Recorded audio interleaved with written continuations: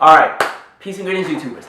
So, Roots episode 3, the revamp. So let's just jump right into it. I have to honestly say that this episode, I was in a better mental state for the first half of the episode because there was less whipping and beating and castration and rape and burning and lynching and death and horrible things that happened. But man, by the time we got to the second half of the episode, all of that almost sigh of relief went right out the window. I'm like, I cannot do this. Like when I tell you that the last 15 minutes of this episode, I don't mean to laugh, but when I say it took me there, like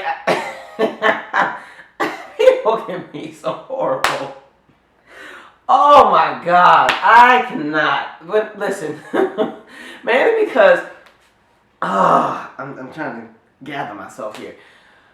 There was an element of rage that I just felt throughout my entire body, felt deep down within my spirit in the last 15 minutes of this episode. And so let me just talk about the last 15 minutes, and we'll go back to the beginning and all that other crap. So, in the original, I don't quite remember how the situation with Tom and Chicken George went when they lost the fight.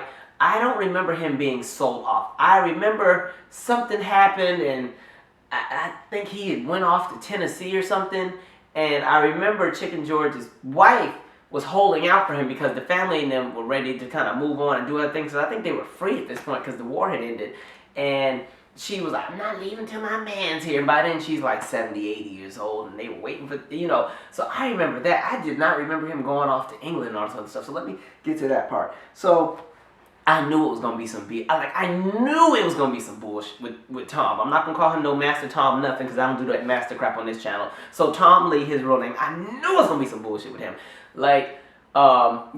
Chicken George had grew up doing all the cockfighting with the chickens and the roosters and all that stuff like that. So they go all the way to South Carolina because there's some money right on this. Because at this point, Chicken George has made a name for himself, and Tom Lee's making a name for himself all around that whole circuit. I was about to say Chitlin circuit, but that's not the right circuit. Made a name for themselves all around that region with the cockfighting and everything like that.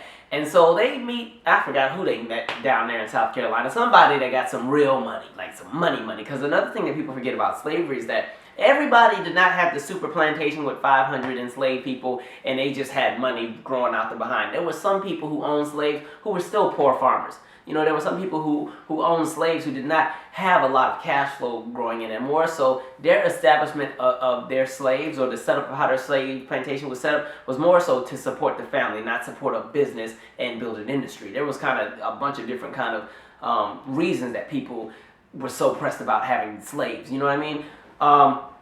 So he didn't have that kind of money. And anyway, the dude started boasting and was like, 1,000 or 2,000 is nothing for me. And, if you're really who you are, let's wager some real money. And Tom Lee's foolish, broke, three-finger having behind decided $10,000. $10,000. I said, boy, and now if I was, Kizzy and them, I'd be pissed off. Like, wait a minute. Now, if I was Kizzy, you only spent $600 to buy meat, but you gonna spend $10,000 for this a rooster? Oh, okay, okay, all right. But anyway, so they do the cockfight. Chicken George wins. Boom. All right. And on top of that, there was a promise that if they would have won, Chicken George was going to be free. He had a little piece of paper declaring his freedom and everything. Chicken George would be free to roam, run, do whatever. I mean, you weren't going to be able to do that much because you were still black living in the South during this time period. So you were still going to be subject to a whole bunch of BS. But you were going to be free. At least, so me and Chicken George were here like, okay, so we got to win this thing. We are going to win this and we're going to be good. They fight. We were watching it. Everybody's heart's beating. You're nervous. Chicken wins, or the rooster, whatever thing is, it wins. And by the way, no animals were hurt during the filming of this. PETA people, because I know y'all be jumping off bridges and stuff and slitting y'all wrist every time somebody step on the fly and all. So, but yeah, they said no animals were hurt. So they win. And if I was Chicken George at that moment, I would have taken my piece of paper and I'm out. I'm not staying around. I don't want to be around for any additional anythings to happen because not to go there, but listen, at that time period, white people cannot be trusted. Honestly, even today, sorry, same thing. But back then, for sure, I'm sorry, I can't trust anybody. So, you know what, let me get my piece of paper. I got to go. I'm free. You know, my full behind is still the wagon and get the horse, and we out, okay? Hopefully, Kizzy taught Chicken George how to hop on the horse and just go. Or Kizzy taught Chicken George how to get on the horse and go. But anyway, doesn't happen. Tom Lee is feeling some kind of way. You know, he's happy, but the dude who made the wager is like, you know what? I feel like I've been bamboozled, and I want to wager you even more because I have another chicken that's the best chicken or the best rooster on this side of the blah, blah, blah, blah, blah, and everybody's trying to fight him, and if you're not the best cockfighter unless you really have won with this chicken, and this idiot takes the bait. $20,000. I'm like, oh, shit. And I'm hoping like Chicken George, just come on, just go. And I'm thinking Chicken George is gonna be like, nah, man, we can't fight because this cock just finished fighting, and you know he needs some time to recoup and to rest up, and you know we gotta put the chicken in some icy hot and everything like that, and just let him heal and stuff. He's gonna need at least 8 months to be ready. And see, I would have said 8 months because 8 months buys me enough time to figure out how I'm going to go ahead and get up out of here and get my family off the plantation, and we're gonna be gone. So by the time that 8 months gets here, it don't matter anyway what happened because me and all of my family and the babies and my mama, we out. So, but no, Chicken George, he just brought the chicken right back over there and he talking to it, and I'm like, man, the chicken is tired, man. He put that stupid bird in the dang thing and the thing died and got his head ripped off. I was like, shoot. But see, if I was Chicken George, I still would be like, well, I'm free anyway because you told me after the first one I was free. This other stuff is on you. But of course, trifling ass Tom Lee then already talked to the people and had a backup plan just in case he lost because of course Tom Lee doesn't have $20,000 and his whole plantation ain't worth $20,000. Plus he still got fire damage from 4 years earlier that he has yet to rebuild. So they're like, well, Chicken George, sorry, well, I done sold you off to the UK. You're going to England to be with the people that you just lost your chicken over because they like how you fight. And see, that was the problem about slavery back then, too. You couldn't even be good at your craft because then if you were too good at what you did, you ran the risk of being sold off to somebody else for your services that you didn't ask to do. You know what I mean? That's some bull. And that's just like working in a real job, too. You be extremely well at your job and they just give you more stuff to do and don't want to up your pay. Yeah, we didn't have that conversation on this channel before. But yeah, so I was like, listen, if I was Chicken George that day, Tom would have died.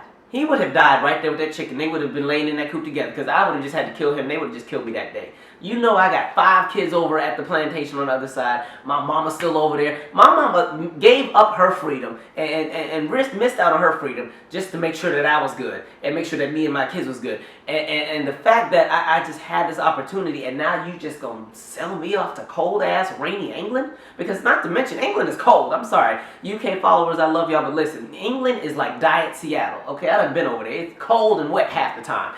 I would be so pissed. You think I'm really about to cooperate and just get in a wagon and ride off to England and fight somebody else's chickens? Oh, everybody is getting poisoned over there. Everybody's gonna die. Everybody. Everybody. Oh, I was so mad watching that. And they just messed you up because they put that at the very end of the episode. Like, that just messed up my whole mood. Oh, just think about it pissed me off. I told you, boy. And it's a good thing I don't work with nobody named Tom in my job because Tom will be getting cussed out tomorrow during lunch.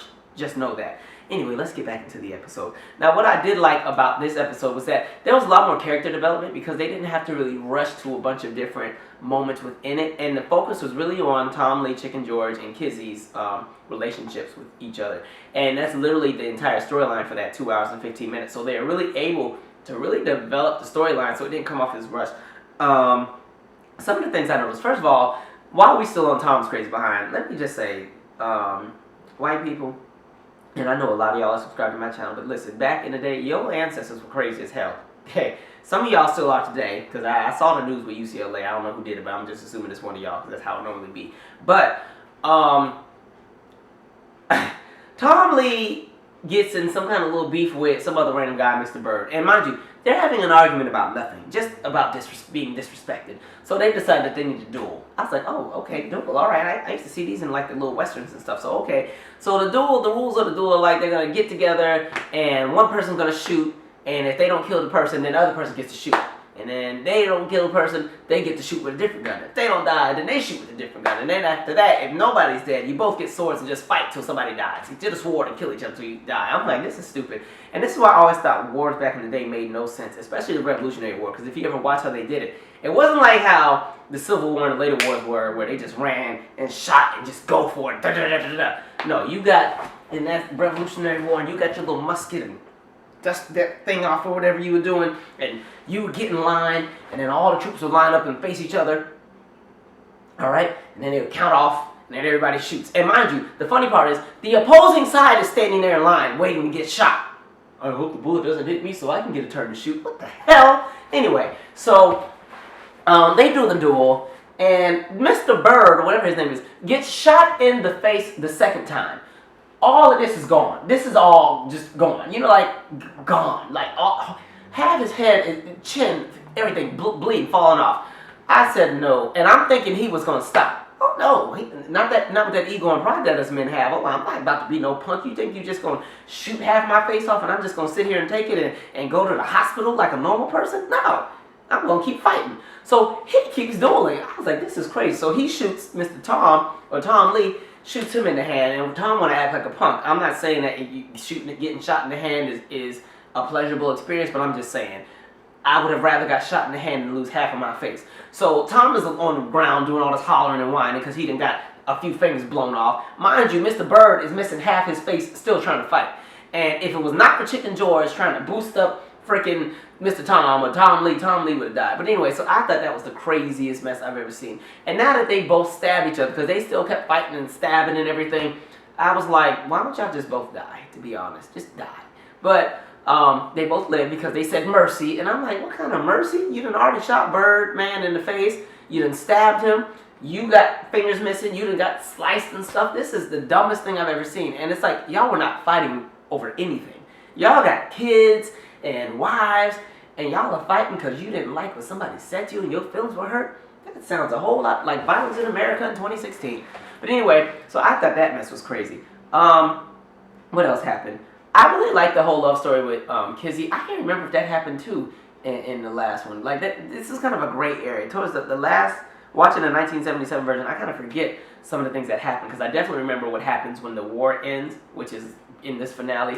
But for some reason, a lot of stuff with Kizzy, they haven't shown. I don't want to spoil what I think happens with Kizzy, because I want to see if they're going to do the same thing they did in the 1977 one, and I want to see if Abigail from the last episode makes another appearance like she did in the last one. But moving on, another thing that was different, the whole Nat Turner. Oh, and pause. I got to come back to Kizzy. That is some love there for your child and his children, because Kizzy, you know, she was offered freedom, you know, to be with this man who loved her, wanted her so bad, and she was like, I can't do it because, you know, I can't leave my family. And I mean, he was like, you know, I'll find a way. I'll buy you, and we're gonna find a way. We're gonna get everybody else too. She's like, no, I'm not leaving. I can't do it. So that's some love for your kids there. And then just, you know, that has to be something, you know, because to think about it, when you're on the plantation, there's not a whole lot of people to choose from.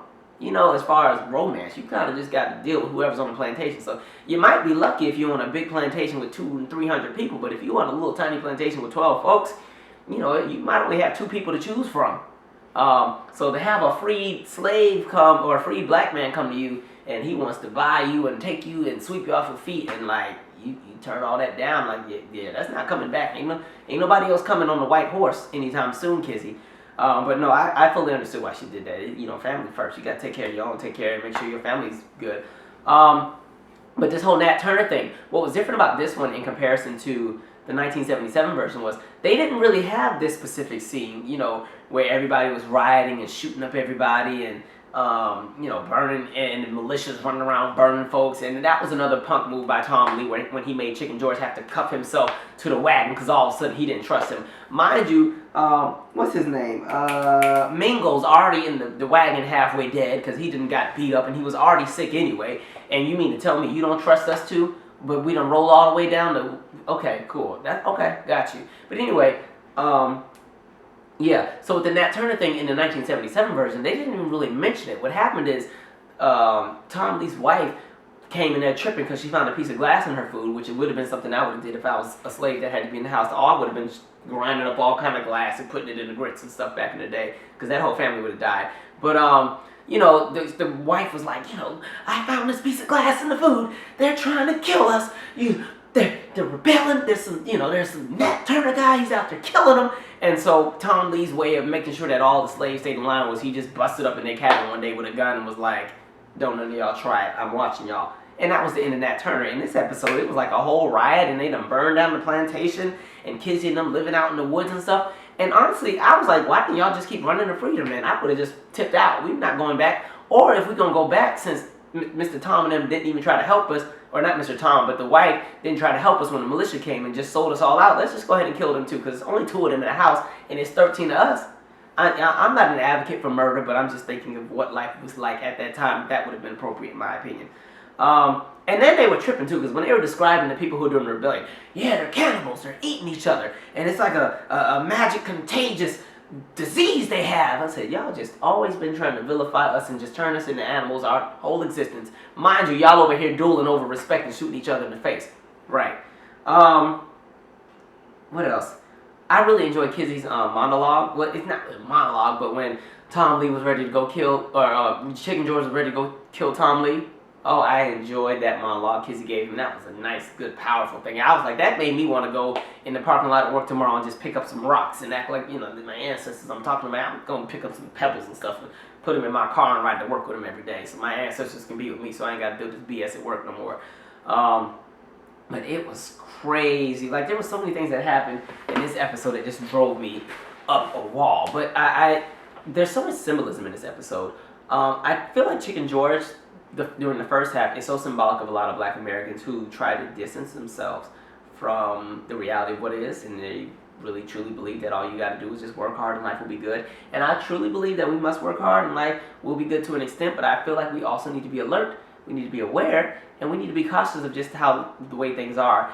And I think the reason I got so mad with the last 15 minutes of it, with the whole Tom dude selling off Chicken George, I get mad just thinking about it. It just made me think. Hold on, let me just check the time really quick. Okay, perfect. I got it right up.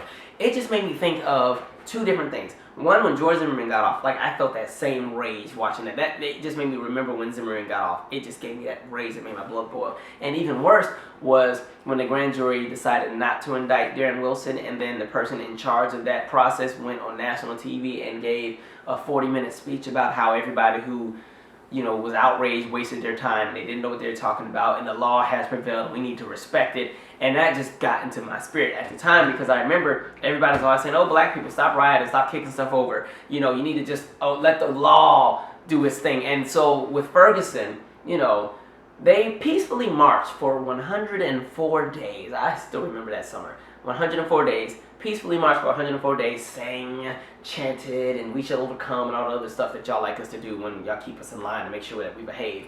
And so they did everything within the guidelines of what was asked. And then they got nothing in return.